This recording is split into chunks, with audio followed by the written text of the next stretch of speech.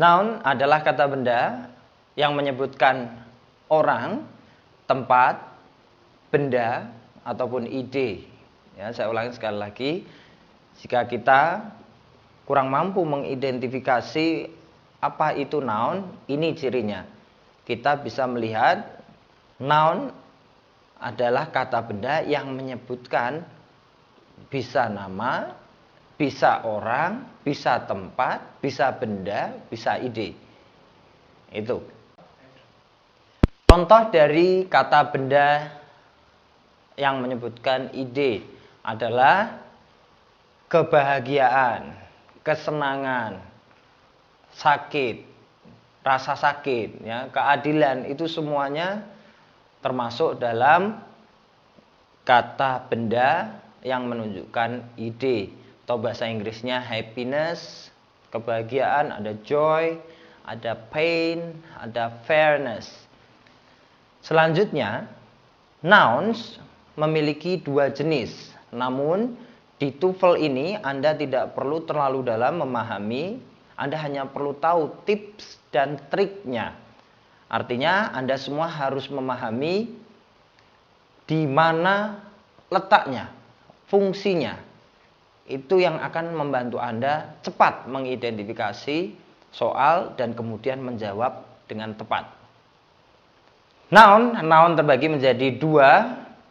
Fungsinya yaitu sebagai subjek dan juga sebagai objek. Kita bisa identifikasi dari posisinya, apakah dia di depan ataukah dia di belakang. Ketika sisi yang pertama saya sudah sampaikan bahwa kalau Anda melihat ada sebuah lagu dengan judul You and Me Against the World, itu salah satu contoh yang salah di mana menempatkan me sebagai subjek, menempatkan me di awal kalimat. Yang seharusnya me itu sendiri harus berada di akhir. Seharusnya kalimat tersebut berbunyi You and I against the world.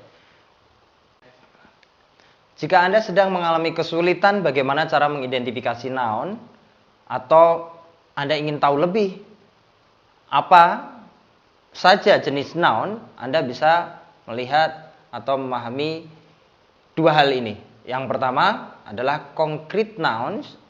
Concrete nouns adalah kata benda yang ketika Anda lihat, Anda dengar, Anda bisa sentuh, Anda bisa lihat, Anda bisa dengar, Anda bisa sentuh, Anda bisa rasakan. Sedangkan abstract noun yaitu kata benda yang Anda tidak bisa lihat, yang Anda tidak bisa sentuh, yang Anda tidak bisa rasakan. Seperti contohnya ide, kualitas, perasaan. Itu salah 3 dari abstract noun. Oke, lanjut aja ya langsung ya. Kita masuk ke bagian contoh soal. Silakan identifikasi contoh ini. Yang pertama, the children play with their toys. Saya ulangi, lihat baik-baik di layar kaca Anda.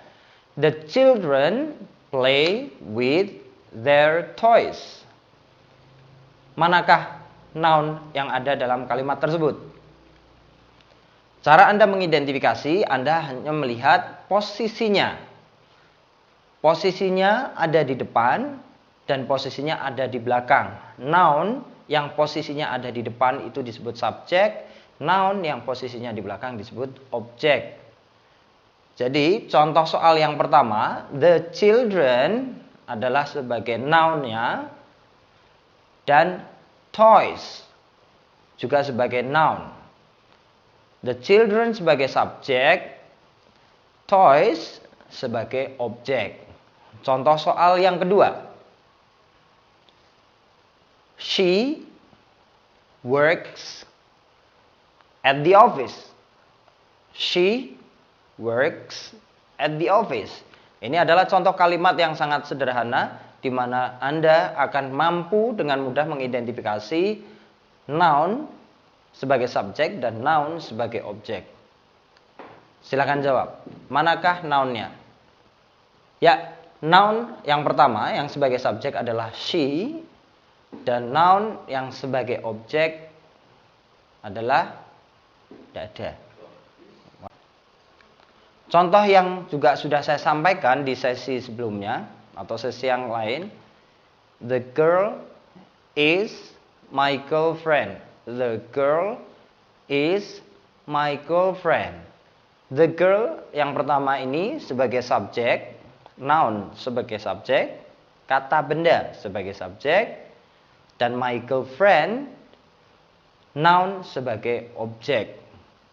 Jika kita sudah mampu mengidentifikasi kalimat sederhana ini dan mengetahui di mana posisi nounnya, maka ketika ada kalimat yang begitu panjang, Anda akan juga mampu untuk melihat di manakah posisi noun sebagai subjek dan noun sebagai objek. Dan yang pasti di antaranya akan muncul kata kerja. Disitulah nanti dasar kita untuk membedah kalimat tersebut. Contoh yang terakhir adalah the girl is my girlfriend. Nounnya atau kata bendanya sebagai subjek tadi saya bilang the girl sebagai subjek, my girlfriend sebagai objek. Bagaimana dengan TOEFL itu sendiri? Apakah sesimpel itu kalimatnya? Tentu tidak. Anda akan dikecohkan dengan kalimat yang sepanjang mungkin. Kesimpulannya di noun, contoh dalam bahasa Indonesia, Budi pergi ke pasar. Budi sebagai noun. Ya, Budi pergi ke pasar, Budi sebagai noun. Contoh yang lain, Budi bermain bola. Budi sebagai noun, subjek, bola sebagai objek, bermain sebagai verb. Disitulah kita harus mampu mengidentifikasi yang mana subjeknya, yang mana objeknya. Dua poin ini disebut juga sebagai noun. Contoh kalimat yang lebih panjang yaitu seperti yang sudah saya sebutkan tadi, the girl who is sitting next to me is my girlfriend. The girl di sini sebagai noun, subjek, dan my girlfriend kata yang paling akhir sebagai objek. Jika Anda menjumpai kalimat yang sebegitu panjang dan Anda mengetahui ada who di antara subjek dan objek itu, maka Anda bisa saja abaikan dulu. Sehingga Anda nanti tidak terlalu pusing, tidak terlalu bingung untuk mengidentifikasi mana nounnya, mana subjek, mana objeknya. Yang pasti verb itu muncul sebelum objek. Yang pasti verb itu, kata kerja itu muncul sebelum objek. Jika tidak ada objek atau jika itu munculnya adalah kata keterangan, maka kata kerja munculnya sebelum kata keterangan. Sesimpel itu. Contoh lagi. Contoh selanjutnya. Mrs. Smith's students have great respect for her. Mrs. Smith's students have great respect for her. Kalau Anda perhatikan, kalimat ini sedikit lebih panjang. Coba identifikasi mana nounnya, mana subjeknya. Mrs. Smith's students have a great respect for her. Mrs. Smith's students itu sebagai noun, ya. Terus kemudian great respect. Respect ini juga sebagai noun. Pembahasannya adalah jika Anda menggabungkan adjektif dengan noun, kata sifat dengan kata benda, kata sifat ditambah kata benda sama dengan noun phrase atau frasa kata benda. Seperti contohnya Great respect. Great adjective, respect noun. Great respect sama dengan noun phrase. Noun adalah kata yang menyebutkan orang, tempat, benda, atau sebuah ide.